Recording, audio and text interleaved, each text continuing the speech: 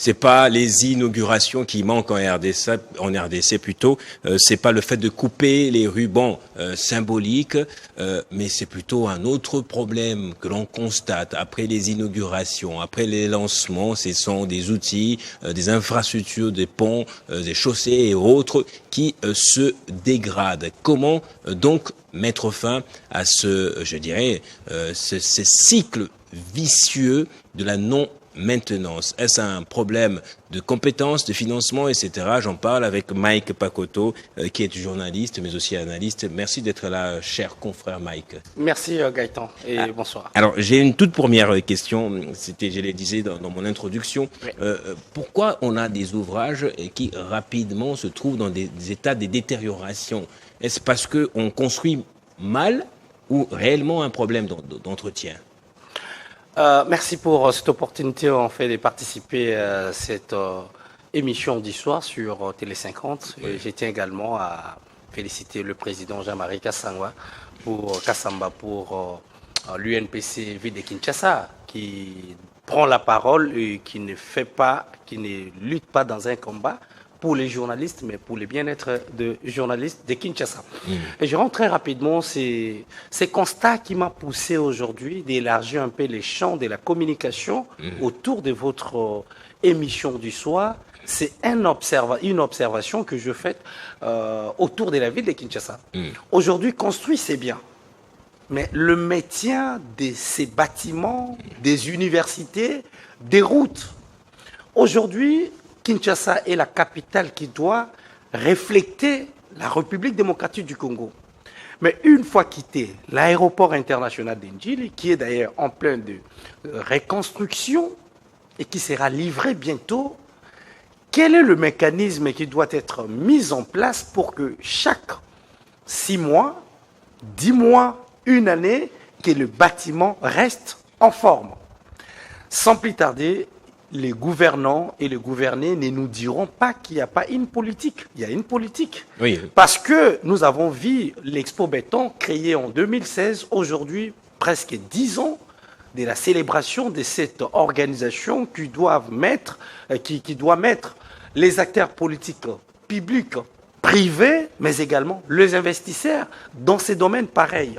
Souvent, il y a l'organisation des présidents des comités de pilotage de cette organisation, les sénateurs Jean Bamanissa Saïdi, que je salue à passant, qui ramènent tout les parties prenantes à une raison valable. C'est-à-dire, lorsqu'il y a chaque fois organisation dans ce sens-là, on regroupe les acteurs politiques. Donc, quelqu'un qui peut venir en étant comme exposant, dit, écoutez, moi je viens, je suis spécialiste dans les domaines des métiers des bâtiments, par exemple, dans les domaines des métiers de l'informatique dans un bâtiment.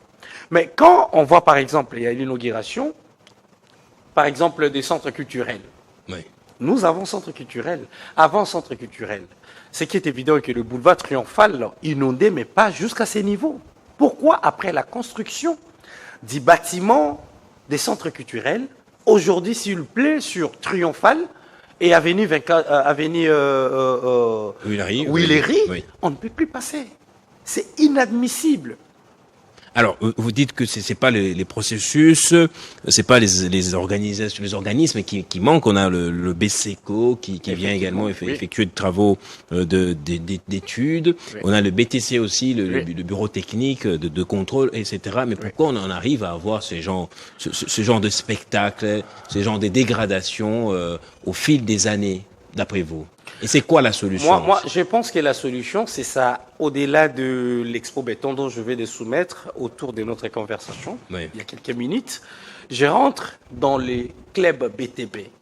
Club BTB, c'est une rencontre, n'est-ce pas, un dîner de personnes qui se réunissent. Le B2B, vous voulez dire? B2B, voilà. Business to business. Voilà, business B2B. Okay. Voilà.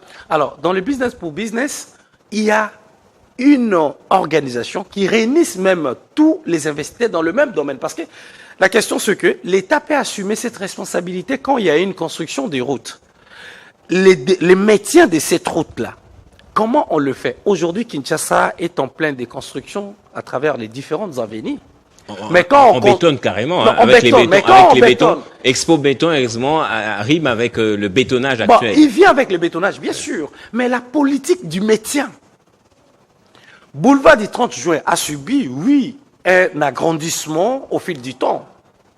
Mais la qualité de ses travaux, et on ne se limite pas dans les qualités du travail. Poids lourd a été construit à quelle année? Pourquoi il y a la qualité de ces travaux? On est presque venu, on a trouvé poids lourd, mais ça subsiste contre toutes les atrocités. Pourquoi il n'y a pas une bonne politique qui doit être mise en place? On construit les avenues, oui, mais est-ce que l'avenue, par exemple, du livre qui a été construit, acheminé, et aujourd'hui, on a livré à un grand public qu'on utilise jusqu'à aujourd'hui? Mais nous allons faire comment pour maintenir cette politique du métier pour que la route garde sa qualité intacte, même pendant 10 ans. Posons d'abord le diagnostic. Est-ce un problème de normes qui ne sont pas respectées, un problème de gouvernance? Est-ce aussi un problème de compétences? C'est la raison pour laquelle, si je suis venu, c'est pour sensibiliser et les gouvernants et les gouvernés. Parce que le gouvernement doit savoir que c'est de l'argent des contribuables congolais qui est déboursé pour la construction de ces routes ou bien des infrastructures. Mais pourquoi le gouvernement ne peut pas? Si par exemple il y aura des négligences, parce que X ou Y, on l'a nommé pour faire tel travail qui n'assume pas, pourquoi ne pas recourir dans le secteur privé? Parce que si on recourt dans le secteur privé, je prends l'avenue du livre qui est juste à côté, et qu'on se rend compte qu'il y a 2 mètres, il y a les dégradations des routes qui est trouillée, il y a maintenant de l'eau qui stagne, et rapidement réparée. On passe, moi j'ai interrogé à plusieurs reprises le DG de OVD, je lui ai posé la question, quelle est la politique que vous devez mettre en place pour que le maintien de l'état des différentes routes puisse être effectif? Mais le monsieur m'a répondu, on le fait, mais il y a d'autres marchés qui nous échappent.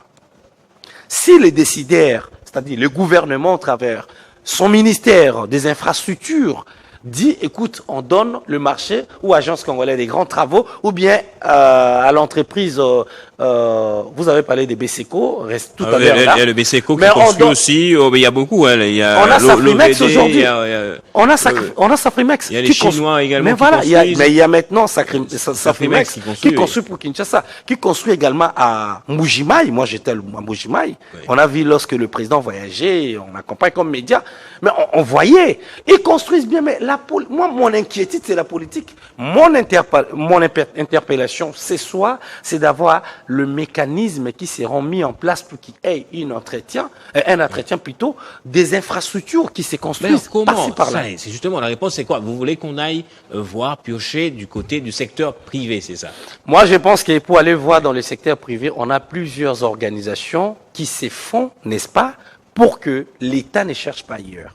Je vous ai cité les noms des clubs BTP que Bamanissa organise toujours avec ses partenaires. Okay. Je commence à comprendre maintenant. Par là, quand Bamanissa invite les gens autour d'un dîner, il y a des investisseurs, mais également il y a des gens qui offrent des services. Quand ils offrent des services, c'est-à-dire que X ou Y qui vient comme partenaire, il vient par exemple comme participant, il dit moi je peux par exemple assumer telle responsabilité. Au sein même des clubs BTP, on a des gens formés dedans.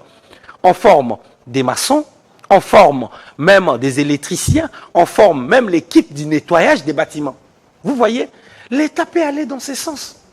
Parce que peut-être il y aura des négligences dans des services. Mais si l'État dit, écoute, moi je prends tel service issu des clubs BTP ou bien à l'issue, par exemple, qu'il y aura 11e conférence des gouverneurs dans la province de Tanganyika, j'avais vu tel exposant qui avait pris la parole pendant au moins 5 minutes parler de ce qu'il fait en tant qu'investisseur, qui va venir en RDC, qui va payer les taxes, mais qui va exercer. Ce sont des investisseurs parfois étrangers, c'est ça? Étrangers, même les Congolais. Les Congolais. Il y a la majorité des Congolais qui viennent. Il y a avec des expertises. Mais effectivement. À Kizou. Mais ils viennent souvent, beaucoup. Tu sais bien qu'il y a des écoles de formation, des écoles techniques. Oui. Nous avons UNPP, n'est-ce pas? Qui forment des Congolais dans presque tous les domaines. Pourquoi ne pas puiser pour donner également l'opportunité aux jeunes entrepreneurs congolais, à la jeunesse congolaise, pour en travailler? Aujourd'hui, si vous passez à 2h, 3h du matin, il y a quand même des jeunes gens qui balayent la nuit les différents altères de la vie de Kinshasa. Ça, c'est bien bon. Mais pourquoi ne pas renforcer ces gens-là?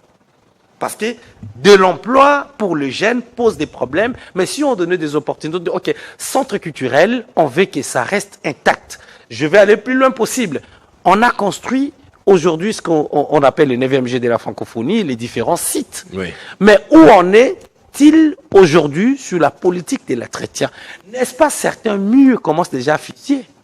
Merci. N'est-ce pas les bâtiments qui est au stade Tata Raphaël, qui étaient censés alloger des dizaines, des centaines de personnes, Se sont laissés à l'abandon, justement, ça va devenir des éléphants blancs. Merci à vous pour cette sonnette d'alarme que vous venez de tirer. Cette prise de conscience que vous voulez susciter au sein de nos gouvernements et même des gouvernés, comme vous avez dit, au sein des investisseurs. Il y a beaucoup d'entreprises, beaucoup de potentialités, beaucoup de compétences au sein du secteur privé. Mais avant de quitter, je voudrais beaucoup de gens formés aussi. On espère qu'une collaboration, partenariat public-privé, le business to business également, pourra produire des effets importants. Dernier mot. Le dernier mot, c'est juste que j'invite tout le monde parce que dans quelques jours, le rendez-vous sera fixé vers Tanganyika, comme je l'ai dit, à travers le 11e édition de l'Expo Béton, de l'Expo Béton qui aura lieu.